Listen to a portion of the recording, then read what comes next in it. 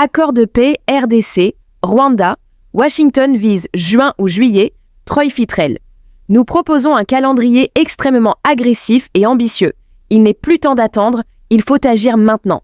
Nous n'allons pas attendre 6 mois pour la prochaine réunion, nous devons régler cela, affirme le haut responsable du département d'État américain. Sud Kivu, plus de 600 000 déplacés internes enregistrés à Fizi. Plus de 600 000 déplacés internes sont déjà enregistrés dans le territoire de Fizi, dans la province du Sud Kivu, depuis mars dernier. Selon Sami Kalonji, administrateur du territoire de Fizi, ces déplacés internes sont venus de différents villages, fuyant les affrontements entre les forces armées de la République démocratique du Congo, FARDC, et les rebelles du M23.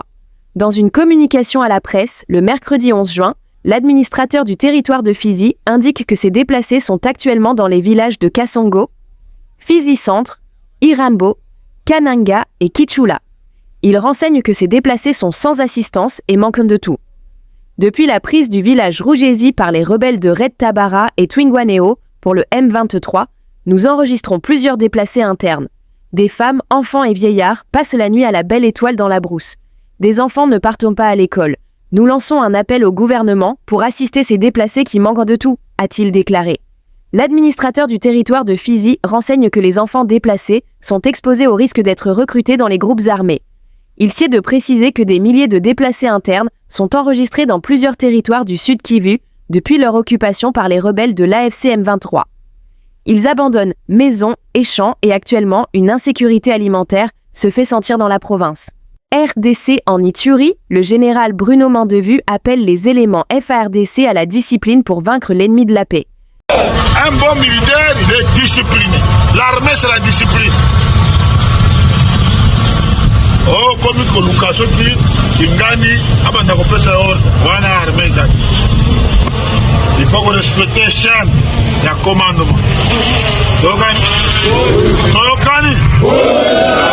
Respect.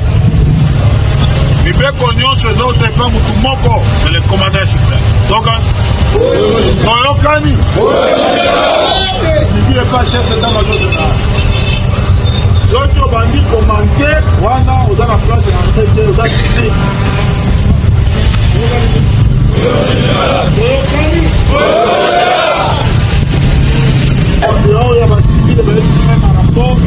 Voilà la police pour va dire qu'on est quitté, on va dire qu'on beaucoup là. Ah, ouais, ceux qui ont allé à Kokota, mais donc on a dit RDC en Ituri, dans le cadre du renforcement de la coopération sécuritaire entre la RDC et l'Ouganda, une mission conjointe conduite par le général-major Bruno Mandevu a inspecté l'aérodrome de Zal, en territoire de Mahagi. Cette visite vise à rétablir la vérité face aux allégations mensongères mettant en doute la souveraineté congolaise sur ce site stratégique. Bien, nous tenons à informer à toute la population iturienne, en particulier en général la population congolaise. Nous sommes ici en territoire de Mahagi, situé au nord de la ville de Bunia, à plus ou moins 180 km. C'est depuis le lundi. Nous sommes déportés à la tête d'une forte délégation du secteur opérationnel Ituri, sous la conduite du général-major Bruno Mandevu, de son obs-rance, le général Boni Matiti, du commandant de la police nationale congolaise en Ituri, le général Senghor Ngoyi, à Mahagi pour une mission d'évaluation de la situation sécuritaire et opérationnelle. Hier, tout au long de notre route, le constat a été agréable de voir les villages situés tout au long de la RN 27 où nous avons observé le retour de la population et la reprise des activités socio-économiques.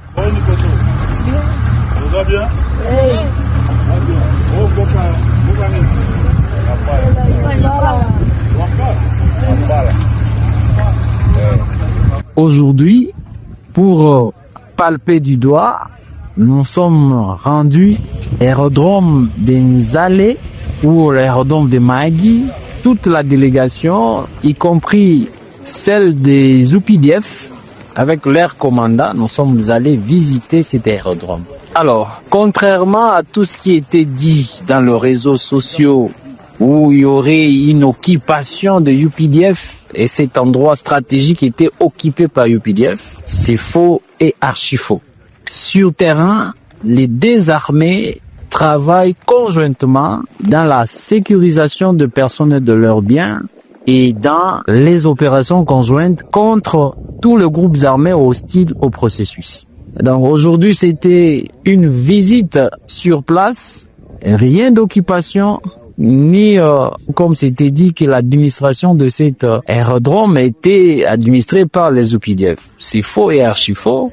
Nous sommes sur place, les forces armées de la République démocratique du Congo contrôlent toute la situation, tous les liens stratégiques, tous les points vitaux du territoire de Mahagi.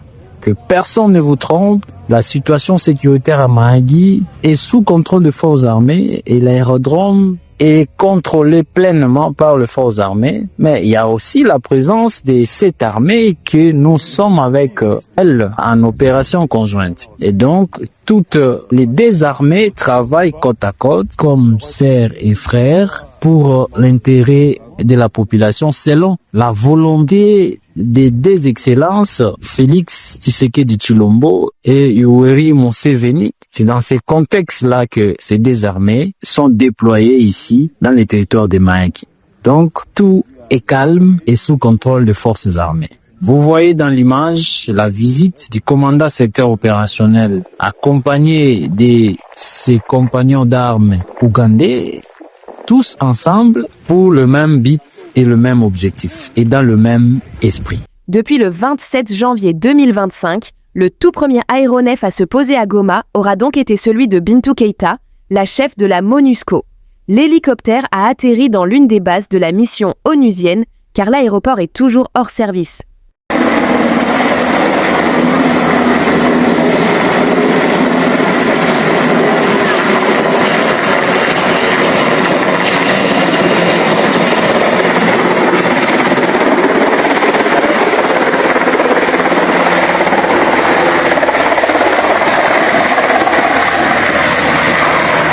La République démocratique du Congo, sous le leadership éclairé du président de la République, Félix Antoine Tshisekedi Tshilombo, a connu une série d'inaugurations des hôpitaux de référence à travers le pays, marquant une avancée significative dans le secteur de la santé. Parmi ces établissements hospitaliers figurent le centre hospitalier Félix Antoine Tshisekedi Tshilombo à Lubumbashi, l'hôpital général de référence de la Mouya à Mbujimaï, l'hôpital du Kanchati, l'hôpital de référence de Kinshasa et tant d'autres à travers le pays. Ces infrastructures visent à améliorer l'accès aux soins de santé en République démocratique du Congo. Le ministre de la Santé publique, Dr Samuel Roger Kamba, met en action la vision du chef de l'État déterminé à offrir des soins de qualité à la population congolaise. À Kolwezi, dans la province du Lualaba, l'inauguration de la clinique moderne reste un moment marquant dans le cadre des efforts du président de la République, Félix Antoine Tshisekedi Tshilombo, pour transformer le paysage sanitaire de la République démocratique du Congo. La clinique moderne du Lualaba est équipée avec les équipements technologiques médicaux de dernière génération et selon le ministre de la Santé publique, Dr Samuel Roger Kamba, cette clinique est en voie de devenir un pôle d'excellence en santé. Au troisième jour de l'ouverture de la 12e session de la conférence des gouverneurs, le travail de panélistes s'est concentré sur les diverses dimensions du thème central, la santé comme facteur de cohésion sociale et du développement durable de province. Le premier panel s'est penché sur la politique nationale de santé publique, vision, priorité et mise en œuvre. L'objectif était de faire le point sur les grandes orientations stratégiques du gouvernement central en matière de la santé. Le ministre de la Santé, Dr Samuel Roger Kamba, est revenu sur le mécanisme des suivis et de redevabilité. Le deuxième panel, les experts en santé, les gouverneurs de province, les vice-premiers ministres, ministres d'État sont revenus sur les financements durables de la santé, dépasser la dépendance à l'aide internationale. Le vice-premier ministre, ministre du Plan, le vice-premier ministre, ministre de l'Intérieur et celui du budget ont focalisé leurs interventions sur le budget de l'État et la priorisation du secteur privé. Cette conférence met en avant les réformes que le ministre de la Santé publique, Dr Samuel Roger Kamba, est en train de mettre en République démocratique du Congo sur l'orbite.